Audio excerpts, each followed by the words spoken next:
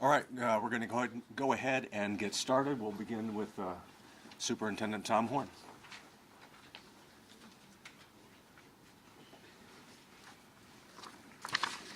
Thank you all for coming.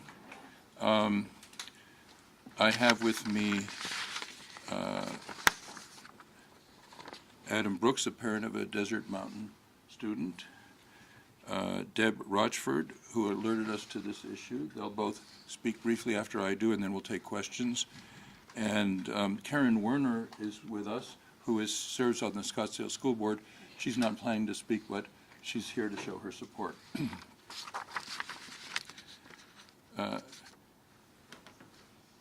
Last week at an Arizona high school, a large number of students, I think we have a picture of it, attended a lunchtime presentation sponsored by UNICEF and Amnesty International, which was profoundly anti-Semitic in nature, anti-Semitic in particular and anti-American in general.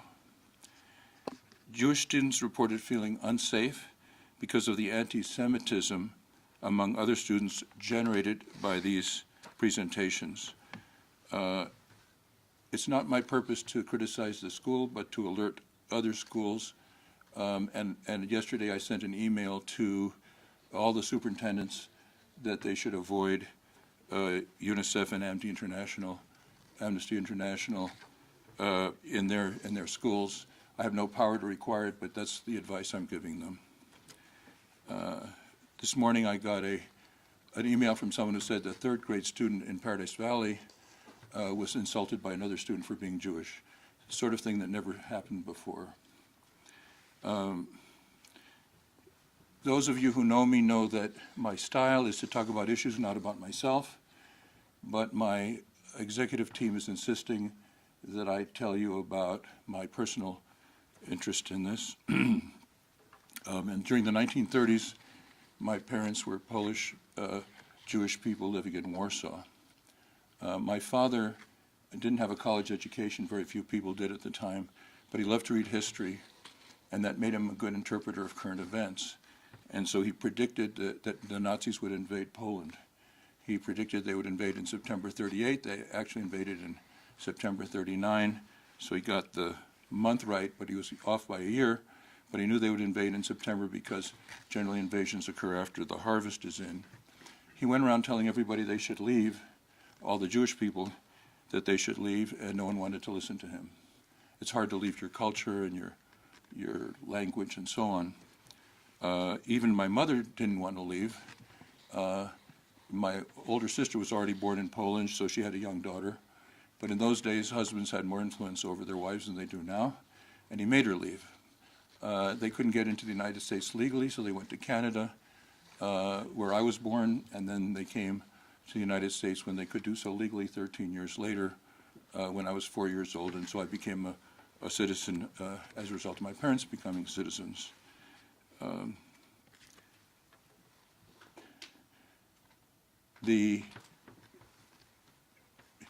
I've been a big advocate of teaching our students history because my immediate family survived because of my father's knowledge of history and ability to interpret current events, and I believe that the next generation's survival depends on their knowledge of history and ability to interpret current events. All of my extended family were killed in the Holocaust. So I grew up with just my parents and my sister, no grandparents, no nieces or nephews, no uncles or aunts. They were all killed. So when I see signs of anti-Semitism developing in the United States, you can imagine it's something that affects me personally. I have distributed, and I think you all have copies of the literature that was used from UNICEF and Amnesty International.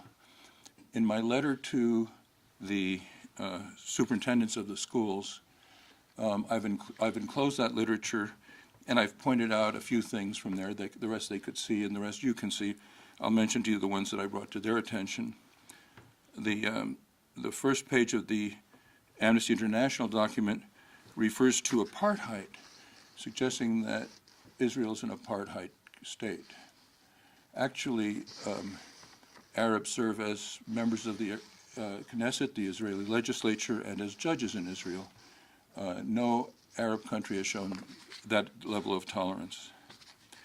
The second page suggested that when Holocaust survivors purchased land in Palestine, this was done illegally. This is not true.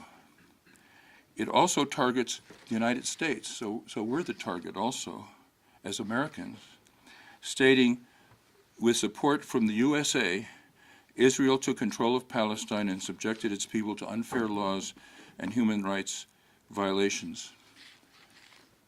When our enemies chant death to Israel, they also chant death to America. The same page also states that Palestinians have been subject to killings, torture, rape, abuse, and more for over 75 years. This is a blood libel of the type that was used during the Middle Ages to get people to go out and kill Jewish people at random.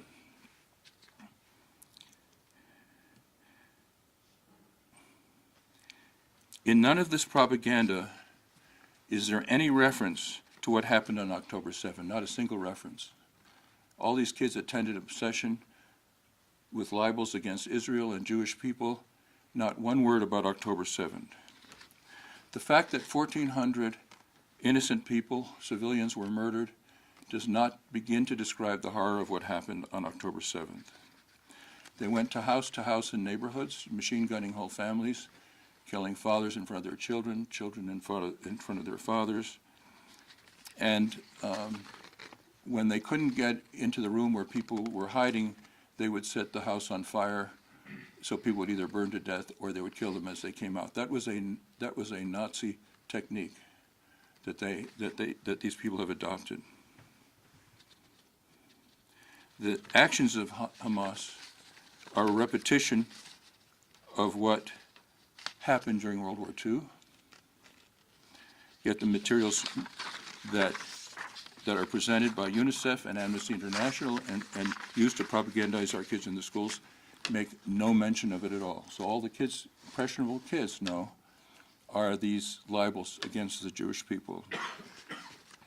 Their own videos, Hamas's own videos that they distributed, because they were apparently proud of it, show women with their hands tied behind their backs, march through the streets, subject to the violence of angry mobs. And CNN noticed that there was blood on their pants, indicating they had been raped. Marchers for Hamas chant, "From the river to the sea." All Israel is between the river and the sea. They are not interested in a two-state solution, which Israel has tried to negotiate several times, but to destroy all the Jewish people who live in Israel, a second Holocaust. We all belong to a minority group of one kind or another. If Jewish people can be targeted by UNICEF and Amnesty International, who's next? And as I mentioned, they also attack the United States. On the next page of the materials that I refer to is another blood libel stating falsely that the Israeli army has also physically and emotionally abused many kids. I don't make the letter too long, and I don't want to make this talk too long. There's lots more of this, both from Amnesty International and from UNICEF. But I think you've all been given copies of it, so you can see what's there. UNICEF is under the thumb of the United Nations, which has become dominated by authoritarian countries. Believe it or not, Iran was just elected the head of human rights for the UN. Amnesty International used to be an excellent organization, but many years ago it was taken over by the hard left, and now it's distributing anti-Semitic propaganda. Giving aid and comfort to terrorists is contrary to U.S. law. I have no authority to tell the schools what to do on this, but I advise them to keep Amnesty International and UNICEF out of their literature and the clubs out of their schools, off of their campuses. They generate anti-Semitism among impressionable young people, just as happened at an Arizona school. And as a result of that, once they propagandize the kids, this we got today, they circulated on social media that they should shut down the school to show support for Palestine. So this ideology triumphs over education.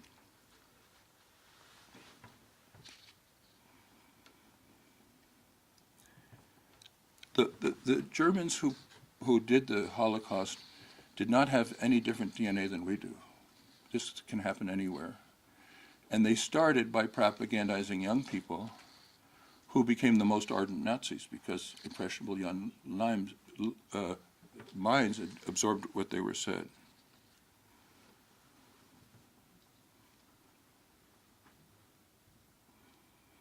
So I wanted to let you know about what I've sent to the schools. I hope they'll keep UNICEF and Amnesty International out of the schools. And I'm hoping the schools will teach students that every individual is deserving of respect and consideration, and they should treat each other as individuals without regard to their religion, sexuality, or anything else. They need to learn to treat each other as individuals. And what happened, and which I hope we can prevent happening again, was the opposite of that, in that it generated the kind of anti-Semitism that started in Germany. So I think Adam Brooks has a few words to say. Adam. Thank you.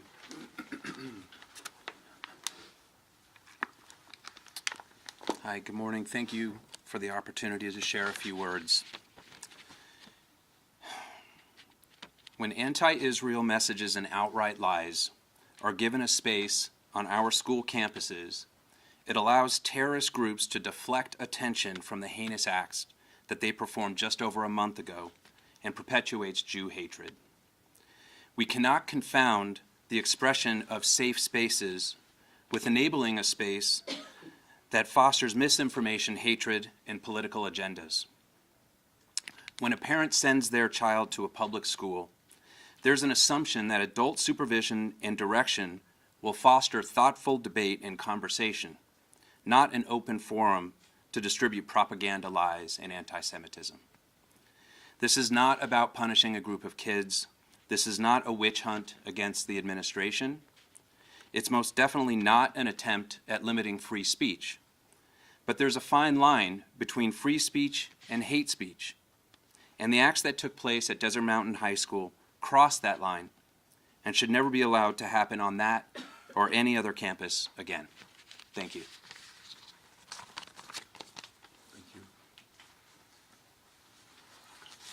Deb Rochford will say a few words. Deb is the one who brought this problem to our attention. Hi, I'm Deb Rochford with Jewish National Fund. Thank you for being here. It's a shame that we have to be here this morning. And it's a shame that young people who do not have the facts, who do not have the truth, are put in a situation in a required club meeting and have to sit and listen to information which is false. That is the problem.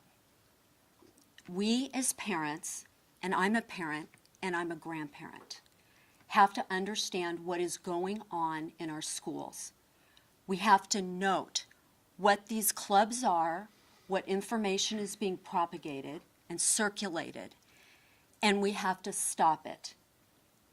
And I appreciate it, you getting this message out. We have to tell the truth. And there's nothing wrong with debate. If that club would have had accurate information and would have had two views in the room where they could speak about the situation, it would have been terrific because kids would have learned something. and they would have learned correct information. But instead, they went home learning lies. And I feel sorry for these kids. I have to tell you, I do. I feel really sorry for them. They're pawns. They're being treated like pawns. And when they're being told to go to a rally if they're unafraid, they don't even know what they're going to a rally for. That's how the information is so inaccurate. And we should feel sorry for them. And we should stop it. Thank you. Now, happy to take any questions that you might have. Yes. Yes, it's to you, ma'am, if you don't mind. Yes, Is there an appropriate way, you kind of touched on it there at the end there, is there an appropriate way for students to talk about the other side? You know, that Palestinian children are caught in the middle of this war. Is there an appropriate way to discuss that on school campuses, on high school campuses, that for the Jewish students that attend that school doesn't have them walk away fearing for their own safety? I think it's a great thing to bring in somebody from the community that's well-versed in the situation, to have that discussion with students, and have someone that's well-versed on the other side. That's what debate is. We're seeing what's going on college campuses right now. The reason why these kids go to college and they're becoming radicalized is because what they're learning early on. So when they get to the universities, they don't even know what they're rallying for either. So we need to do that, and it can happen. It's an open forum. It's allowing debate from experts to come in, and it should be. That is a great thing. That is a great thing. One follow-up, has the school or the district reply? I mean, these clubs usually have adult supervision, a teacher that oversees the club. Yeah, it's, Has there been any response as to what that adult supervision was as it related to this incident? yeah, we're in touch with them, and I've asked to clarify some facts, and they agreed to get me some of the facts I've asked about, but it's not my purpose here to criticize the school. My purpose is to warn other schools to avoid this situation. Yeah, but part of it, though, isn't it the fact that you have a teacher, supposedly, who is Right. who is assigned to a club, Yeah. and should be the person who offers the kind of guidance about the fact, well, wait a second, you're missing, you know, nothing's being said about what happened on October 7th. Nothing's being said about this, or, you know, that you need to include this as part of your debate and part of, it sounds like there was none of that in this case. Is that true? Well, I've asked for more information about the teacher that did this, and as soon as I get it, I can let you know the answer I get, but I feel uncomfortable commenting on it before I have all the information. What I do have is the literature and the desire to see to it that it doesn't happen again. I just want to make also one comment. Every decent human being feels sympathy for Palestinian kids that are caught in the middle. I want to point out that Israel, by social media and by pamphlets, told people where it was going to attack, which is a disadvantage to their army, so that they could get out of the way. And Hamas stopped them from getting out of the way in order to hold them as human shields. I think that's an important point to make. Superintendent. Yes. Superintendent, I think you can address something as well. Go ahead. Really quickly. So, to address your question, what I believe happened was that the material that you see here was sent out previously, before the meeting took place, that there was an attempt to, by some students, to stop the meeting from taking place, and instead they decided to allow the meeting to go, student run, but adult supervised. They revised the presentation, but the presentation that was actually shown in the club meeting was just as bad, if not worse. So I do think that there was adult review, but the review was not accurate or thorough or detailed enough to prevent misinformation and propaganda from being shared. Thank you, sir. Mr. Horne, just a few questions. Are you satisfied? I know you're not here to criticize the school or the district. Are you satisfied with the way the school has responded to the... I haven't, I've asked the superintendent for some information. He told me he was researching it and would get it to me. And when I get the information, I'll let you guys know. They've been communicating with parents and sent some letters out and whatnot. Are you satisfied with that? I'm sorry, the letter? I think they've sent some letters or some emails. Yes, they did, and Are the you letters are, satisfied with the response? the letters they sent are good. I agree with the letters that were sent. And you also But, mentioned- you know, how this happened, I don't know enough details yet to comment on how it happened. Yeah, and you also mentioned this was a large group. Yes, it was a large group. So how big is the UNICEF school student group? How I don't have any numbers. Do you have any numbers? I know that the meeting was packed. So my understanding, again, I wasn't there, and frankly, my son that attends the high school was not there. So please take that for what it's worth. But from what I understand, there was about 60 students that were there. Your comment about the letters that have gone out, I would push back on that and say that I don't think that the response has been satisfactory. I don't think parents feel that it has been satisfactory. And if anything, it's created more of an environment for further protests, like the one we're seeing potentially taking place tomorrow, which I hope does not take place. And then I just want to make clear, my target is Amnesty International and UNICEF, which I think are despicable for what they put out. And that's my target. And I want to urge all schools to keep them off of their schools. And I just wanted to be real clear on one point. It sounds like you're not taking any action against the school. No, I'm not taking action at all. I'm just sending out advice. Yes. And just to clarify, is the advice against UNICEF and Amnesty International specifically regarding information that they have around this situation, or just more broadly? Well, I think we can draw some conclusions from this incident that they should be broadly kept off of our campuses. They're despicable people. Excuse me, what is the actual name of the club? Until I get more information, I'll give it out, but I don't want to do it right now until I know Do you exactly. know if it's related to UNICEF? Oh, the name of the club? Yes. Oh yeah. There's a UNICEF club and there's a Amnesty International club, and they had a joint meeting, and they said this meeting was required of all members of the club. That I do know. So are you asking for both of those clubs to be disbanded? I am. I have no authority to make it happen, but I'm advising that they be disbanded. And have you had response from the district about that request? No, the letter just went out yesterday. I sent a letter out to all. I'm not just talking about this district or this school.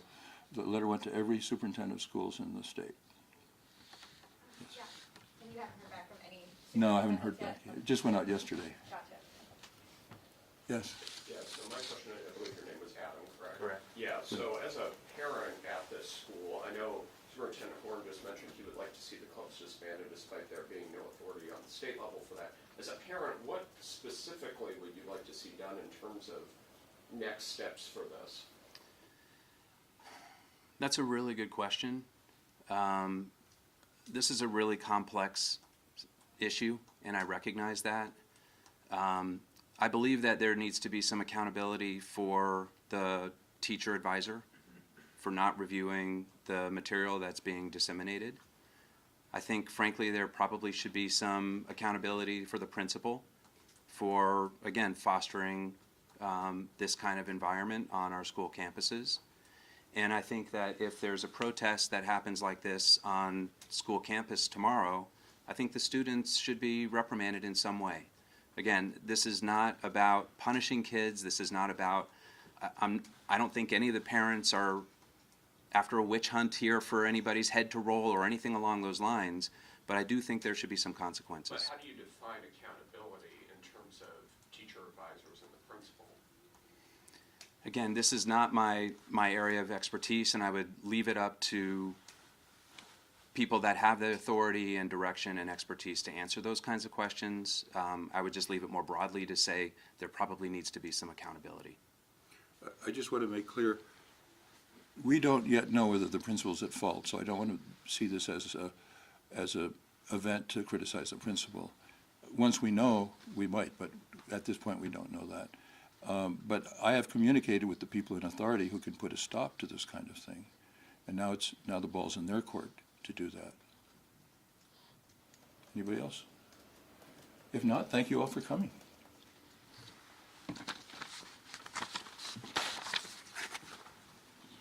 You come out this way. Yeah, he just wanted it.